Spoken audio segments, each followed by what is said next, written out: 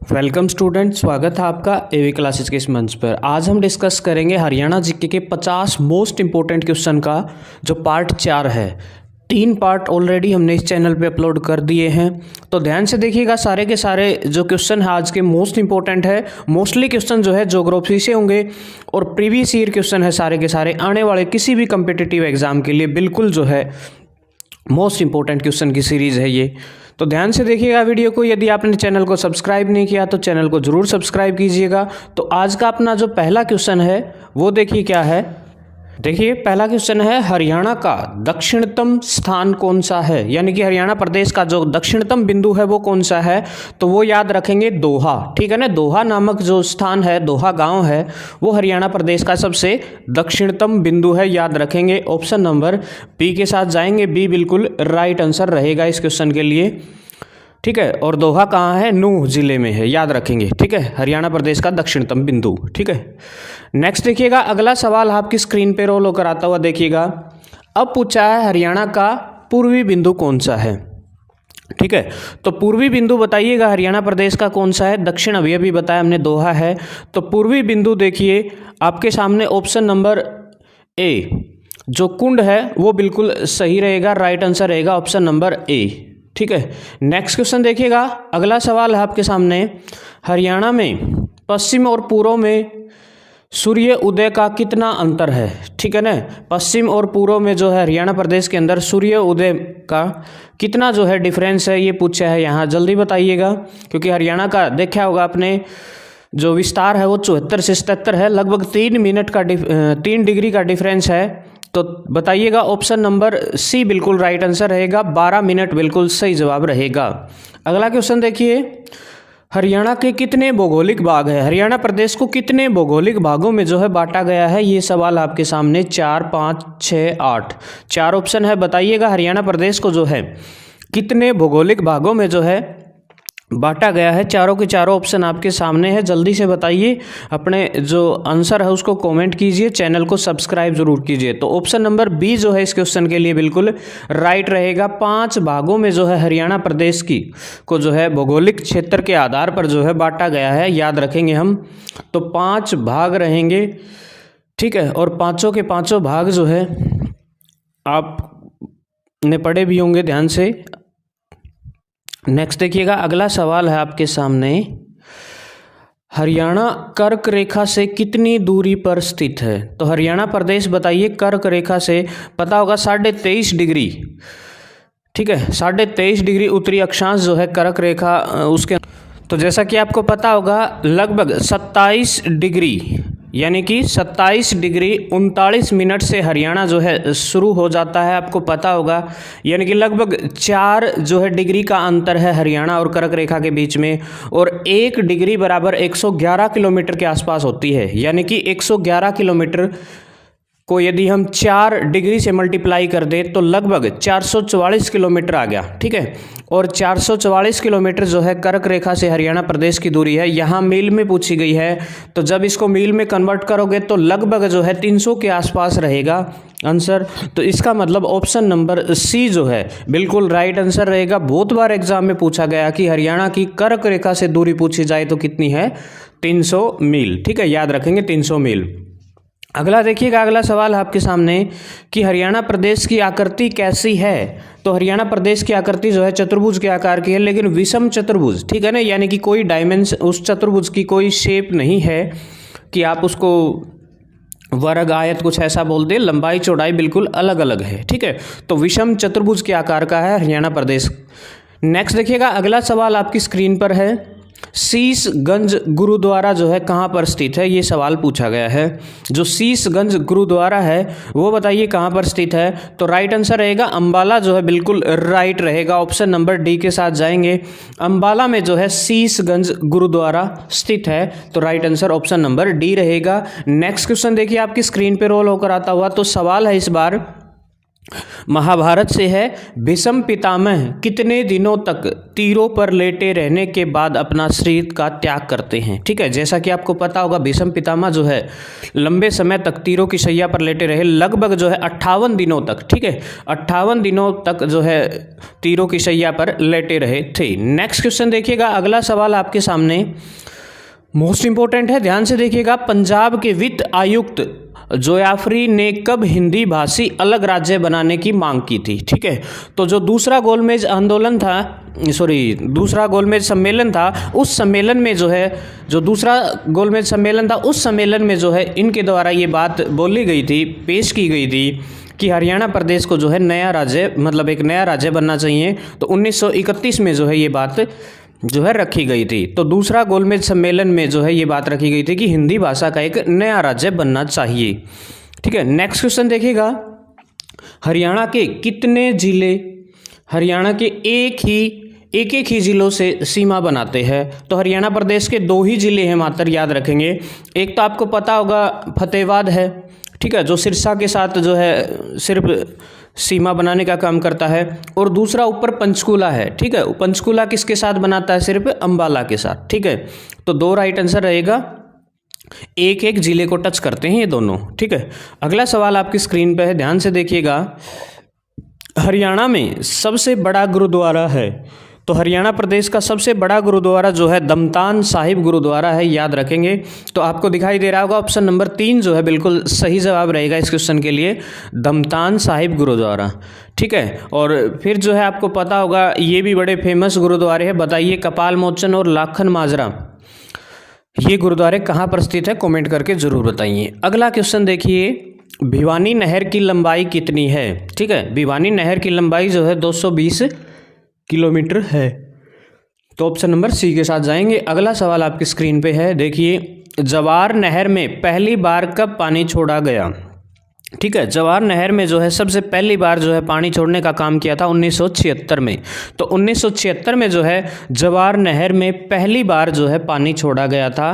तो याद रखेंगे ऑप्शन नंबर सी रहेगा, जवार नहर में 1976 में पानी छोड़ा था।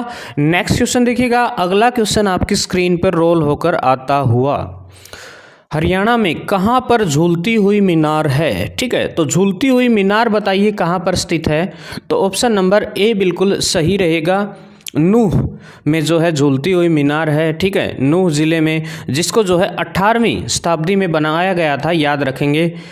ठीक है, 18वीं शताब्दी में जो है झूलती हुई मीनार बनाई थी, और 14वीं शताब्दी में इसी के पास जो है एक और जो मीनार थी वो बताइएगा कौन सी हुआ करती थी। ठीक है, तो वो आपको बताना है। और झूलती हुई मीनार जो है 18वीं शताब्दी में बनाई गई थी। ठीक है, और इसी के पास एक 14वीं शताब्दी में जो है एक मीनार बनाई गई थी, बताइए वो कौन सी है, आप कमेंट करके उसका आंसर दे सकते हैं। तो यहाँ सिर्फ यही पूछा है कि झूलती हुई मीनार जो है। नेक्स्ट देखिएगा, हार्ट ऑफ हरियाणा के रूप में विकसित किया जाएगा। ठीक है, हार्ट ऑफ हरियाणा के रूप में जो है चरखी दादरी को विकसित किया जाएगा, याद रखेंगे। ऑप्शन नंबर डी बिल्कुल राइट आंसर रहेगा। यदि हार्ट ऑफ हरियाणा पूछा जाए तो जींद रहेगा, याद रखेंगे, कई बार अक्सर सवाल पूछा जाता है। नेक्स्ट देखिए, दादरी की स्थापना किसने की थी। ठीक है, तो दादरी की स्थापना जो है बताइएगा, आपके सामने चारों ऑप्शन है, किसके द्वारा की गई थी, राजपूत बिल्हाल सिंह के द्वारा। ठीक है ना, राजपूत बिल्हान सिंह के द्वारा जो है की गई थी। अगला सवाल है, हरियाणा का प्राचीन प्रादेशिक नाम क्या था। तो हरियाणा प्रदेश का प्राचीन जो प्रादेशिक नाम था वो ब्रह्मवर्त था। ऑप्शन नंबर बी जो है इसके लिए राइट आंसर रहेगा। ठीक है, ऑप्शन नंबर बी जो है सही रहेगा। और अब जो है वर्तमान में हरियाणा प्रदेश को जो है भिन्न भिन्न नामों से जाना जाता है, और वर्तमान में जो है रोटी की भूमि भी जो है हरियाणा प्रदेश को कहा जाता है। ये भी हरियाणा के प्राचीन ही नाम थे। तो रोटी की भूमि जो है वर्तमान में हरियाणा प्रदेश को कहा जाता है, अनाज की अधिकता के कारण अनाज अच्छा खासा यहाँ पैदा होता है। तो प्राचीन काल में ब्रह्मवर्त कहा जाता था, और अब जो है रोटी की भूमि भी कहा जाता है। नेक्स्ट देखिएगा, मारकंडा नदी के क्षेत्र को क्या कहा जाता है। ठीक है, तो जल्दी बताइए, आपके सामने चारों ऑप्शन है। मारकंडा नदी के क्षेत्र को जो है बैट कहा जाता है, याद रखेंगे। ऑप्शन नंबर बी जो है इसका राइट आंसर रहेगा। और देखिए आपकी जानकारी के लिए बता दूं, जो खादर है ये ठीक से लिखा नहीं जा रहा, तो खादर देखिए खादर, ठीक है, खादर जो है पंजाब के अंदर जो है बैट को ही कहा जाता है। हरियाणा प्रदेश में मारकंडा नदी के क्षेत्र को जो है बैट कहा जाता है और पंजाब में जो है खादर कहा जाता है, याद रखेंगे, ठीक है।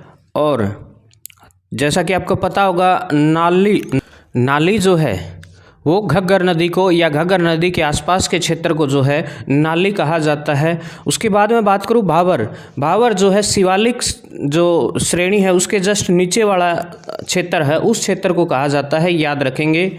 तो यहाँ सवाल पूछा है कि मारकंडा नदी के क्षेत्र को क्या कहा जाता है, तो उसका आंसर रहेगा बैट, ठीक है ना। तो बैट इसका right answer option number B रहेगा। अगला सवाल देखिए घग्गर नदी हरियाणा के कितने जिलों से बहती है, ठीक है ना। ये बताना हरियाणा प्रदेश के कितने जिलों में जो है घग्गर नदी बहती है, ये सवाल पूछा गया है। इसको थोड़ा ठीक कर लेंगे।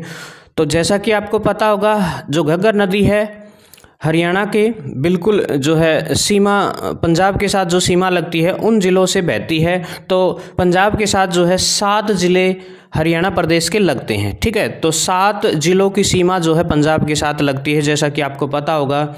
तो उन 7 के 7 जिलों से तो नहीं बहती, लेकिन उनमें से जो है 5 जिलों के साथ के अंदर से जो है घग्गर नदी बहने का काम करती है। तो ऑप्शन नंबर ए बिल्कुल राइट आंसर रहेगा। तो 5 जिलों से क्या है घग्गर नदी बहती है, याद रखेंगे। अगला सवाल आपके सामने आपकी स्क्रीन पर है, साहिबी नदी किस जिले में नहीं बहती, ठीक है। तो साहिबी नदी आपको पता होगा रेवाड़ी में बहती है, गुरुग्राम में बहती है, झज्जर में बहती है, लेकिन रोहतक से नहीं बहती। ऑप्शन नंबर डी बिल्कुल राइट आंसर रहेगा, क्योंकि ऑप्शन नंबर डी के अंदर से साहिबी नदी नहीं बहती, ठीक है। तो राइट आंसर रहेगा option number D Rohtak. Next देखिएगा, अगला सवाल आपके सामने आपकी स्क्रीन पर, हरियाणा के तीसरी बार मुख्यमंत्री जब राष्ट्रपति शासन लगता हरियाणा प्रदेश के अंदर, उस समय मुख्यमंत्री कौन हुआ करते थे। ये आपको पता होगा 1991 में जो है तीसरी बार राष्ट्रपति शासन लगता है, तो उस समय जो मुख्यमंत्री है ओम प्रकाश चौटाला हुआ करते थे, याद रखेंगे। ऑप्शन नंबर सी के साथ जाएंगे, ठीक है। तो ऑप्शन नंबर सी बिल्कुल सही रहेगा, ठीक है। तो 1991 में लगा था तीसरी बार, 3 बार जो है राष्ट्रपति शासन अब तक हरियाणा प्रदेश के अंदर लग चुका है, ठीक है। एक बार 1967 में, फिर 77 में, और फिर जो है 1991 में जो है आखिरी बार जो है हरियाणा प्रदेश के अंदर राष्ट्रपति शासन लगा था, और उस समय ओम प्रकाश चौटाला जो है हरियाणा प्रदेश के मुख्यमंत्री हुआ करते थे। अगला सवाल देखिए आपकी स्क्रीन पर रोल होकर आता हुआ, उस क्वेश्चन को ध्यान से देखिएगा।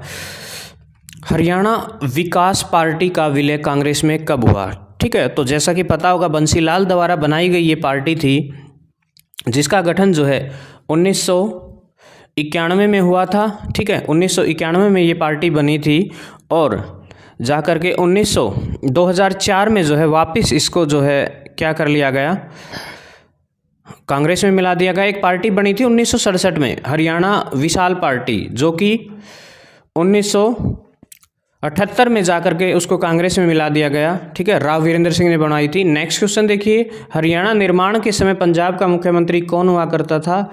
तो हरियाणा निर्माण जब हुआ 1966 को, एक दिन पहले जो है राष्ट्रपति शासन हुआ करता था, याद रखेंगे। वहाँ कोई भी मुख्यमंत्री नहीं था, तो इनमें से कोई नहीं रहेगा, ठीक है। तो ऑप्शन नंबर डी के साथ जाएंगे। नेक्स्ट क्वेश्चन देखिए, तिलियार झील कितने एकड़ में फैली हुई है। तिलियार झील आपको पता होगा हरियाणा प्रदेश के रोहतक जिले में स्थित है, ठीक है। तो पूछा है कितने एकड़ में फैली हुई है, तो इसका जो राइट आंसर रहेगा ऑप्शन नंबर, बताइए ABCD क्या रहेगा। तो ऑप्शन नंबर सी के साथ जाएंगे। तो 132 एकड़ में फैली हुई है तिलियार झील। तो ऑप्शन नंबर सी बिल्कुल राइट आंसर रहेगा, ठीक है। 1976 में जो है इसका निर्माण करवाया गया था। अगला क्वेश्चन देखिए, गुरुग्राम में स्थित राष्ट्रीय सुल्तानपुर राष्ट्रीय उद्यान किस मार्ग पर स्थित है, ठीक है। ये पूछा है कि गुरुग्राम में स्थित जो सुल्तानपुर राष्ट्रीय उद्यान है वो किस मार्ग पर स्थित है।